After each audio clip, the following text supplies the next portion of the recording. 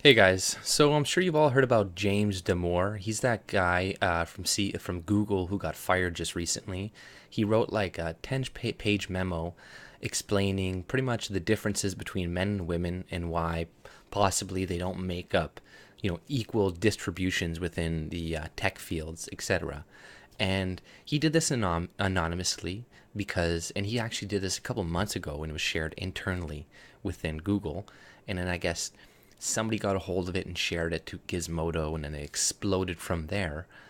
And he wrote anonymously because he knew the reactions or the culture of the environment in Google and how the reaction he would get, right? And obviously, like exactly what he wrote within there, saying like what the reaction would be, it was the reaction, right? They tracked him down, they fired him, they got rid of him. Like I was arguing against people, they're like, oh, it's almost worse that he was anonymous because then you don't know who around you actually thinks like that. And I'm like, what?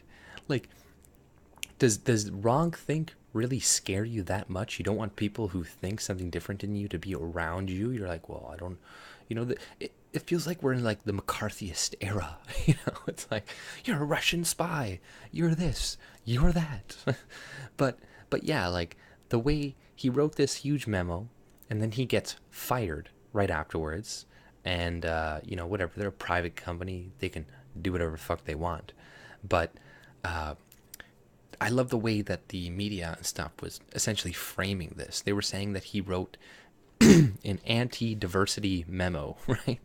And within it, that there was nothing about anti-diversity. Like he even said many times, like he's for inclusion.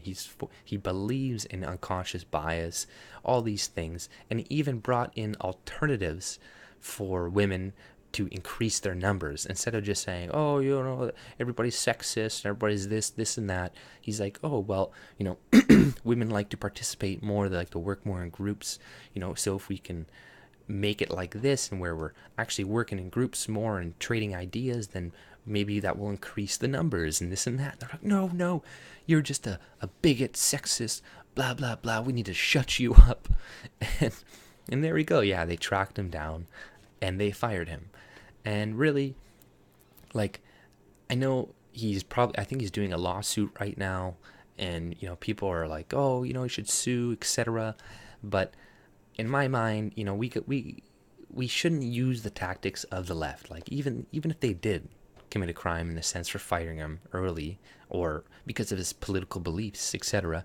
I think I think companies should be allowed to do that, right? I think companies should be allowed to fire you on a dime because they don't like your face. Like that's what I believe.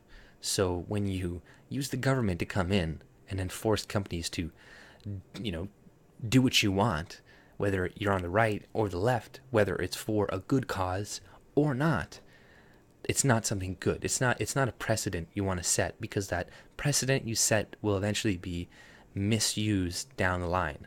So yeah, I see a lot of people saying this, you should do this and you do this, and it's like, he has his own life, he can, pursue them and get some money back if he wants. But he does have offers from Julian Assange. He has offers from other people to go work for them, so he'll be okay, right?